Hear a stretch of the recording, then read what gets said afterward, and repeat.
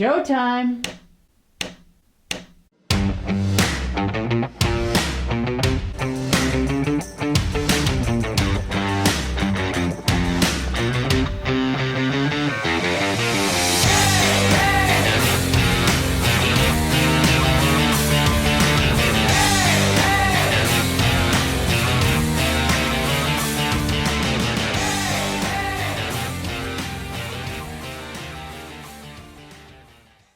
Hello, everyone. Welcome to the Rosie and Bill Show. Tonight, our show is about overcoming the odds. For months, every day, we were inundated with reports of how many people were infected and how many people died from the coronavirus. Today, our show is a story of survival. Our guest tonight battled insurmountable odds to be here to tell his story. And this is very close to my heart because not only is he a former colleague, but a dear, dear friend. Please welcome to the Rosie and Bill Show, Leo Mund. Leo, thank you for coming today. It's my pleasure. First of all, Leo, I have to tell you that to see you sitting here before us today is beyond amazing. I wasn't sure if we were going to see each other again because when this first started, things were really scary and really out of control and no one knew what to expect. So thank you so much for being here. It's so wonderful to see your beautiful face. And we'd love it if you wouldn't mind kind of just taking us through this process because I understand you weren't even at home when you got sick. It's been an ordeal, to say the least. I've been in the hospital for 5 months. 2 of those months I was in critical ICU, out of it. I had no idea what was going on. I don't remember being brought to the hospital. You weren't even in the state of New York when you first got sick. Where were you? What happened? I was in North Carolina. And how did you get back to New York? Were you able to board a plane? I don't remember anything. He had to drive me back to New York because I couldn't get on a plane. I was very, very sick. And he drove me to New York. If I get emotional, please forgive me. It's okay, Leo. It's okay. This is a really, tough thing. It was a Friday evening he drove me, and then Saturday morning they called the EMS to take me to the hospital.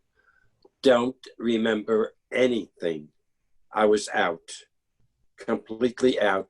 The next thing I knew, I woke up in a hospital bed. My brother was in touch with the hospital almost daily, and they almost lost me twice. As a matter of fact, they told my brother that I was not going to make it, So I wake up in this hospital room, and I want to talk, and I couldn't talk. I lost my voice. Was it from the virus that you lost your voice, or did they have a tube down your throat? No, they took the tube out already. Yeah, I was on a ventilator or respirator, and I had a bronch in me also. Is that the same? I don't know. But whatever, it wasn't good. I lost all of my muscle in my arms, my legs. I couldn't even lift a fork to feed myself. They had to feed me. I couldn't use the bathroom, so I wore diapers. And it was very, very disheartening for a 72-year-old man to be diapered, And then when I did call them that you have to use the bathroom, by the time they came, it was too late. So it wasn't an easy journey. I mean, I was not able to get out of bed and stand. And even to this day, I'm beginning to be able to walk a little bit without a cane. But it's been a rough road. And I probably had the worst scenario that anybody could have. It was really bad, you know, but thank God I had a great support team. I have great friends. They all rooted for me. And here I am telling you the story, you know, firsthand. I don't wish this on anybody. Leo, you said in the beginning there was a lot that you really don't remember. What are some of the first things that you do remember when you finally kind of realized maybe what was happening? The only thing that I do remember, even though I was unconscious, was that I was being shoved through a tunnel, and I did see the light at the end of the tunnel. And then I heard them say, it's up to 106. Oh my God. That's all I remember. So the tunnel, was that like an MRI tunnel or a CAT scan, do you think? Or are you talking spiritually? Say again? Was the tunnel an MRI or CAT scan capsule? Or no, it was in my spiritual? Yeah, in other words, this is what I was dreaming, I guess. Yeah. The first thing that I do remember is I was in this room, and it just had a bed. And I guess because I worked at Carmine's for 25 years, I saw Paul punching in. And it had to do about food. And I'm saying, Paul, what are you doing here? He goes, oh, I'm only working here on Mondays. You know, it's a little extra money. But this was all hallucinating. None of this really happened, you know, but I was in that room for quite a while, and I was trying to get people's attention, and nobody would come to me. It was hard. It really, really was.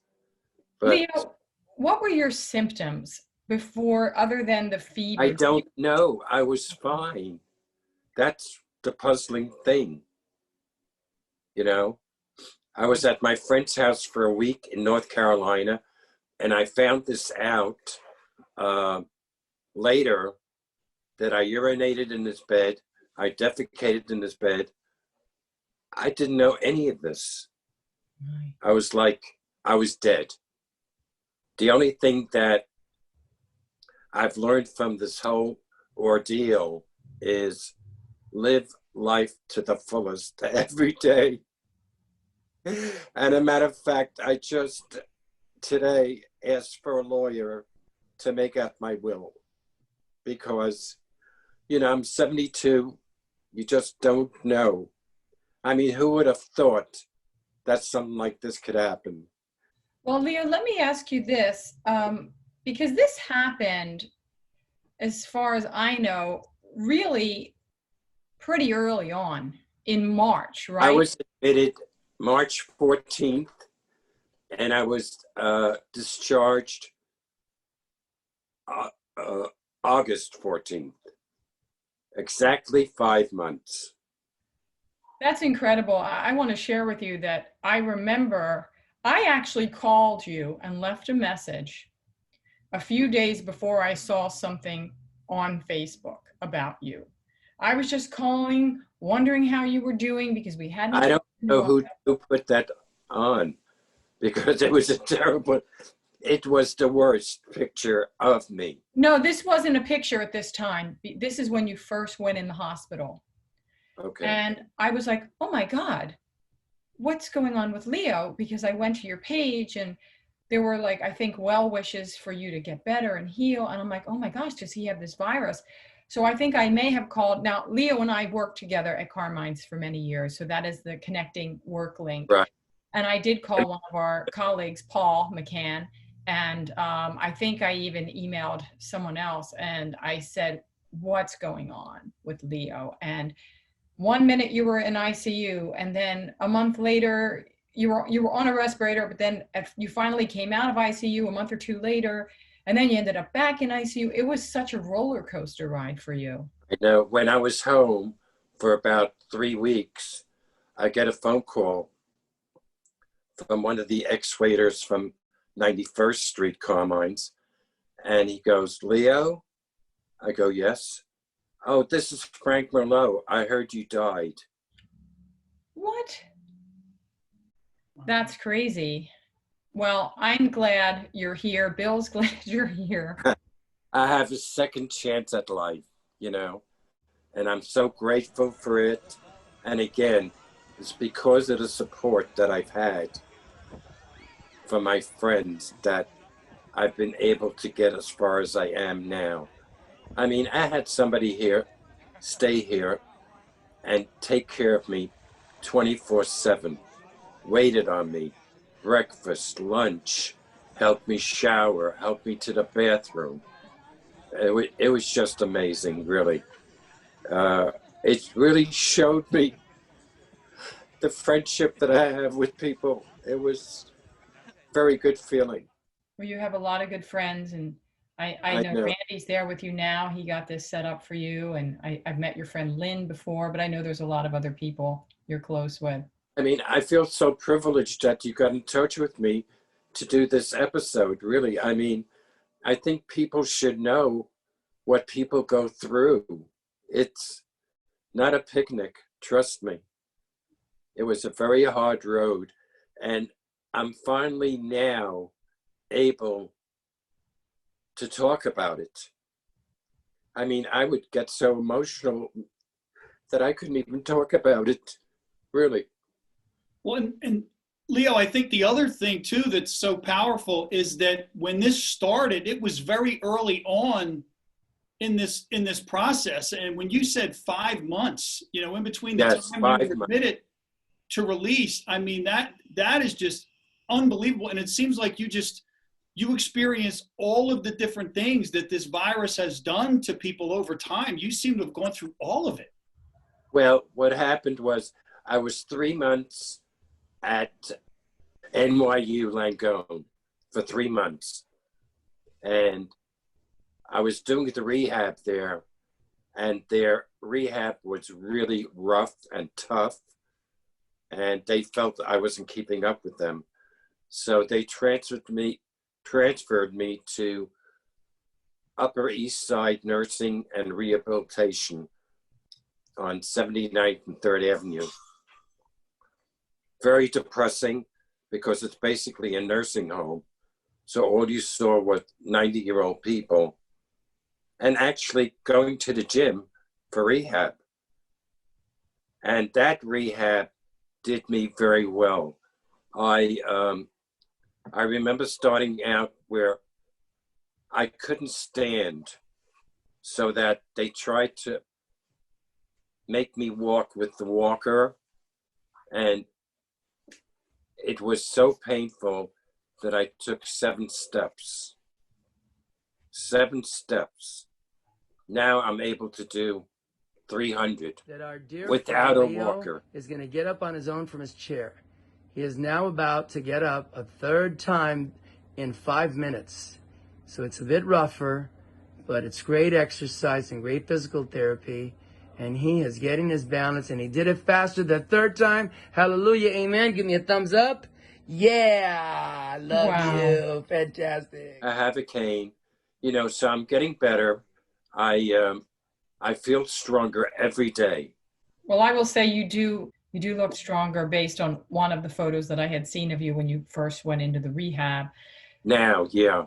Leo, you talked about living every day to the fullest. Do you have any trepidation about going out in public? Are you planning on traveling again? I mean, what is your mindset after having gone through this? You know my friend Randy. Well, he's been a godsend. It's like family. And, he'll take me outside in a wheelchair which I hate. I don't like people looking at me. Oh, look at him, he's in a wheelchair. Or, oh, he's with a walker. I don't want people to, it's hard to explain, but that's not me. I'm not a wheelchair person. I'm not a walker person. I mean, I'm used to always being on the go. You know that. Yes. Working 7 days a week if I have to. So this, to me, being incapacitated, has been a setback for me. I mean, I'm retired, but I still want to be active. And I haven't been able to do that. I'm beginning a little bit to get myself back to normal, but it's been a long road, Rosie. It really has. Leo, are you setting goals for yourself? Or are you setting, like, not like you talked about how you've gone from just a couple of steps with a walker to now 300 steps with a cane? Do you have a process or anything in place where you're trying to get to be able to do certain things by a certain time along the way? Well, in the house, I try to walk without a cane and just walk. Little steps, but yeah, I'm very careful because, you know, I'm still doing physical therapy at home. And he said to me, he said, you cannot fall. You cannot afford to fall. It's going to set you back. So I am extra careful about not falling.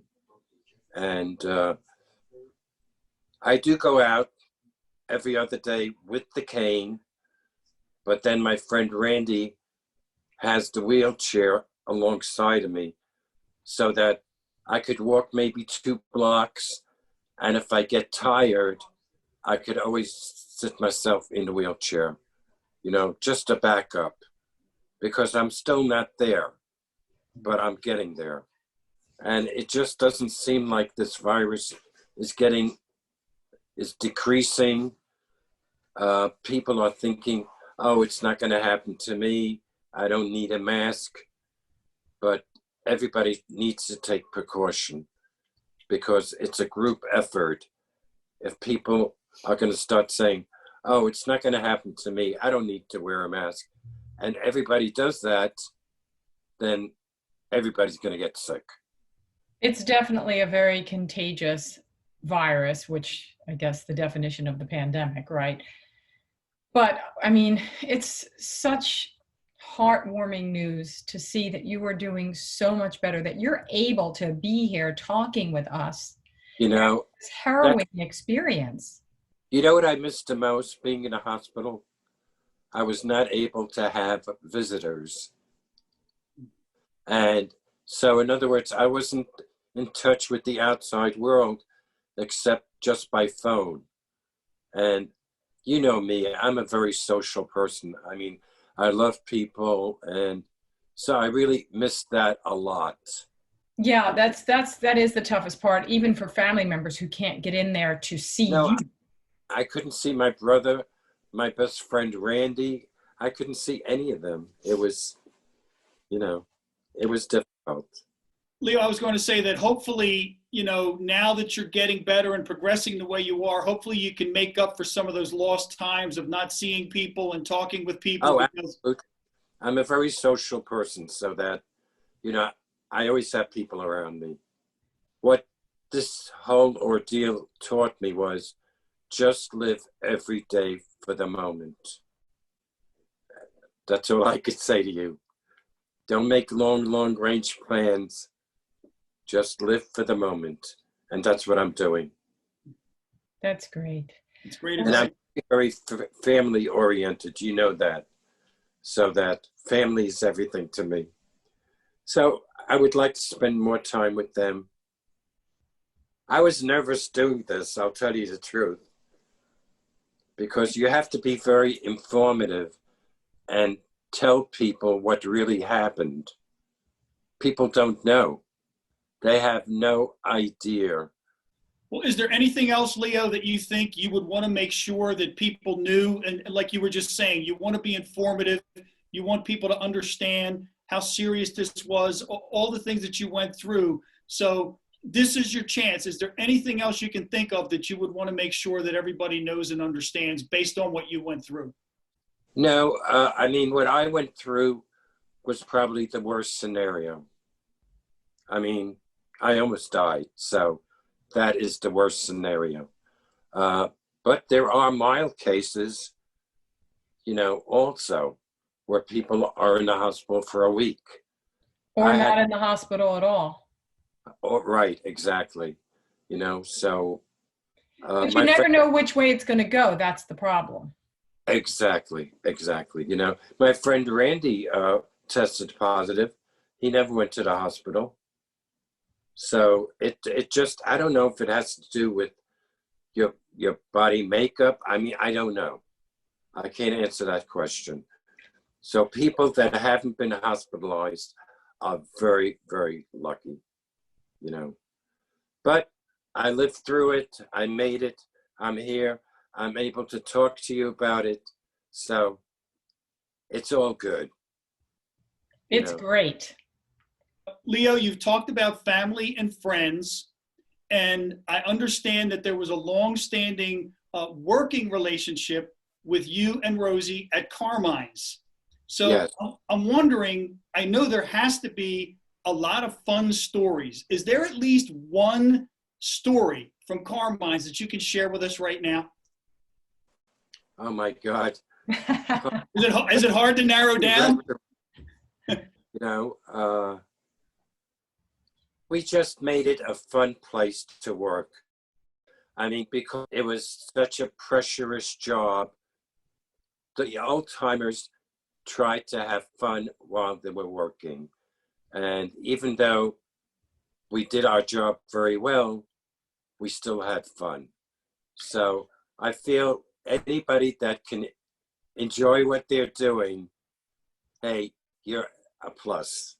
Hey, Leo, I remember a story when Leo used to smoke. Oh, I have a story too. Okay, go ahead. When I much liquid.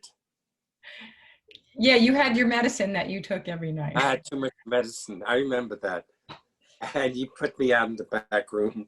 Yeah, so one night, Leo had to kind of make up for the cold turkey of the stopping smoking. So he used to, and we can say this now because you've been retired for a while, he used to dabble with a little bit of Maker's Mark to take the edge off toward the end of the night. And one night it was, I think, a little too much. And we always worked upstairs together, but he went downstairs because his section was finished upstairs. And we had a very high foreign population, especially late at night. We won't mention, from what countries or anything, but nevertheless, the tipping average got lower and lower by the time the end of the night came. And that said night, I went downstairs and I go to the back and there is Leo coming back from the table. He says, "Chick," because everyone called him Chick.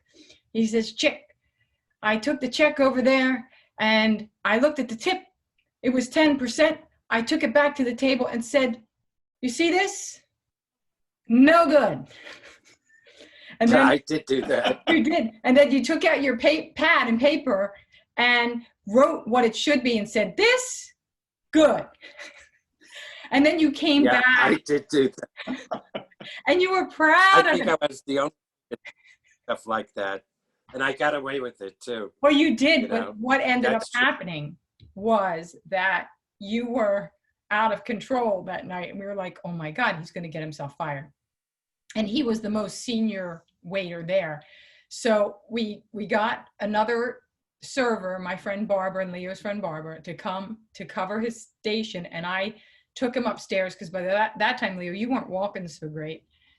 We got all your stuff. We got your backpack. We snuck down the side stairs out the front door, put you in a cab and sent you home.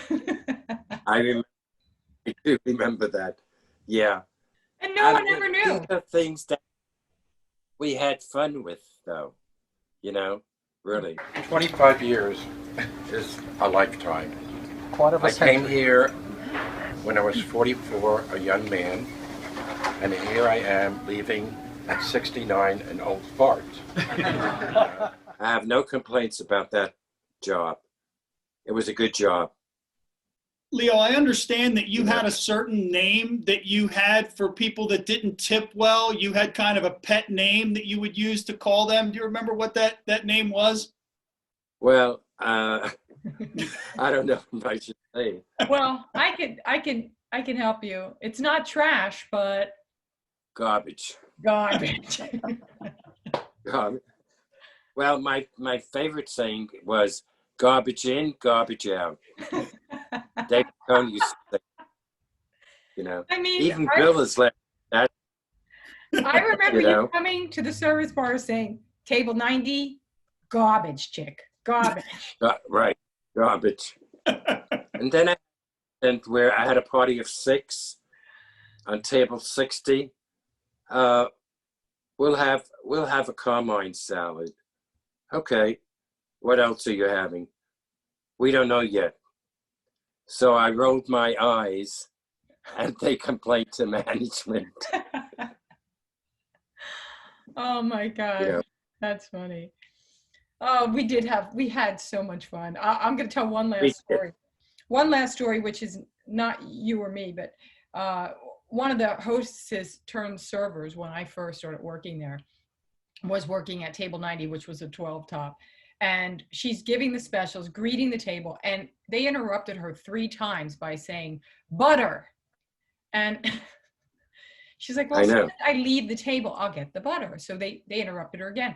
So when she left the table, she came back. Instead of just bringing a couple pallets of butter, which is what we normally did, she brought the whole pound stack of butter on a plate, plopped it down. I would have done the same thing. I remember saying, do you want butter for your bread? Remember that? Paul McGann used to say that.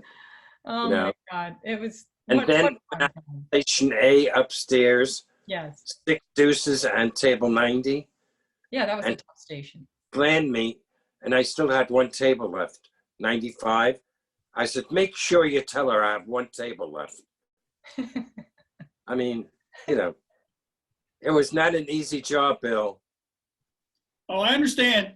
but we got through it and we made money. We did. And We had a that's lot of fun. I think that's what kept most of the people there. Oh, Was definitely. I worked in a restaurant for a while years ago too, Leo, but I was the bouncer. I was the doorman. I didn't wait tables. Right. So I know it was hard work and it was late nights. yeah, I mean, you basically work nights. I got home like 2 o'clock in the morning, didn't go to bed till 3. You know, you got to unwind a little bit. Right. So I have one last question, Leo. Would you say that Bill is baked ziti? oh, without a doubt, you'll have to explain that to him. Oh, should we Without a explain it doubt. to our You don't viewers? have to blush. That's all right. He's turned really red. Actually, he's baked ziti with extra mozzarella. Oh, that's good. Is that Yeah. a good thing? Did you explain to him what that means? I did, but I think you should explain. Well, it's just that it was Ron Torres. You know, we used to get a lot of good-looking people in the restaurant, whether it be women or men. I always looked at the men. And if somebody was really, really handsome, I would say, oh, that is baked ziti with extra mozzarella. Baked ziti, table 80. Table. And And then, by the way, there was not baked ziti served on the menu. So well, if That's somebody what wasn't baked ziti, I would say, table 80 is a cold pizza.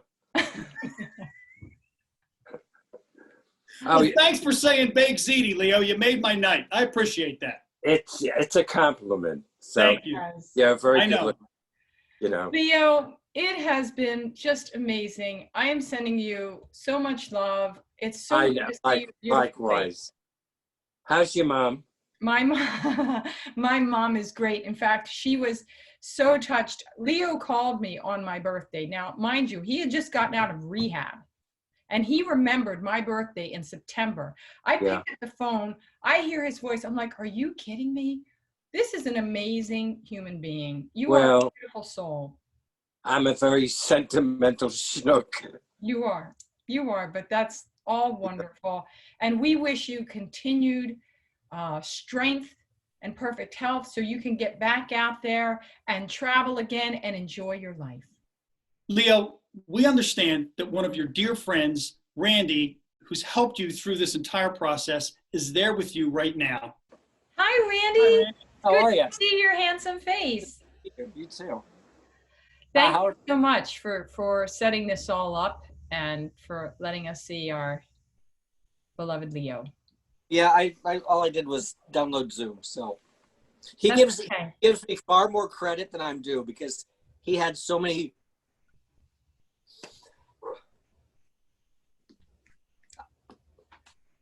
He had a lot of people here helping. Randy, can I ask you a question? What has this experience, this ordeal, been like for you to see your dear friend go through this? It's been really, actually, it's great now. It's really great now. It was tough. It was tough at the beginning because we just didn't know from day to day what was happening. You know, we couldn't get information from the hospitals. And I'm thinking, I mean, you know, Leo, you spent a lot of time with him and you know how people are important to him. And to think that he's in a hospital, he hasn't heard the voice of someone who loves him. No phones, no nothing for 3 months. There's no voice there talking to him saying, hey, you know, we're here, we love you. And, you know, in those 2 days that they called and said he might go, it was tough. It was not good. By the way, Randy is baked ziti with extra mozzarella. Yes, I agree. It's really hard to talk about. It's just really emotional because I've known Leo since 1990, Right. and I know him longer than anybody I've known in New York. We worked together at Carmine's at the very beginning, and you know, to get those calls that he's going to go, it was bad. It was really hard, and it was demoralizing because you just want him to know you're there, and you can't even say anything. So, and so many families are having this experience. Yes, my family went through that with my aunt. She went in with a host of things going wrong, and she had the virus, and we could not get in to see her. Her poor son couldn't see her. So what we did was every night we would call the hospital, except when she was in ICU. I don't know if we did it then or not, but when she went into a room, we would have the nurse put the phone to her ear, and we would just talk to her, sing to her, tell her we loved her, whatever it was, just so she knew she wasn't abandoned. I think the frustrating thing was we were hearing those stories because they were starting to happen and we couldn't do anything about it. But he's here now and he's getting stronger every day. And he has a lot of people helping him. I'm not here that much. I just happen to be the one that makes him go out and walk and do things. But there are a lot of people helping him out, and he is well loved. He's a well-loved man. So, as you know. I do know that. Well, we are so happy that both of you are here. Randy, thank you so much for everything that you've done for Leo and for being such an amazing human being. And I hope that the two of you can go out when this is all over and just have fun. Yeah, our goal was dancing by Thanksgiving. He's going to be dancing before Halloween, I think. So it's good. I'm just glad I'm able to walk. That was my biggest fear, not being able to walk. I was going to say, at the risk of sounding a little bit corny, when it comes to walking, you're making big strides getting up to 300 steps. Exactly. Yeah. Well, folks, as Leo and Randy have done, make a difference for someone every day. And make every day a great day. Thank you both so much. We send you all our love, prayers, and support. And folks, we'll see you next week.